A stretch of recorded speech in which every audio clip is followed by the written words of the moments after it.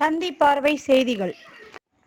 ராமநாதபுரம் மாவட்டம் ஆர்.எஸ். மங்கலம் தாலுகாவில் திரௌபதி அம்மன் கோவில் திருவிழா ஆகஸ்ட் 9ஆம் தேதியில் காப்பு கட்டுதலுடன் தொடங்கியது. அன்று முதல் தினமும் பல்வேறு கிராம மண்டகப்படி நிகழ்வு நடக்கின்றன. இதன் ஒரு பகுதியாக மகாபாரதம் மற்றும் திரௌபதியின் வரலாற்று நிகழ்வுகளை எடுத்துரைக்கும் வகையில் பீமன் மற்றும் திரௌபதி வேடமிட்டு நகர்வலம் சுற்றி வந்து விழா கொண்டாடப்படுகிறது. வரும் ஆகஸ்ட் 30ஆம் தேதியில் முக்கிய விழாவான பூக்குழி விழா நடைபெறுகிறது. மேலும் செப்டம்பர் 1ஆம் தேதி மஞ்சள் நீராட்டு விழாவும், செப்டம்பர் 3ஆம் தேதி பட்டாபிஷேகமும் நடைபெற இருக்கிறது. இவற்றிற்கான ஏற்பாடுகளை கோவில் நிர்வாக குழு மற்றும் இந்து பேரவை நிர்வாகிகள் செய்து வருகின்றனர்.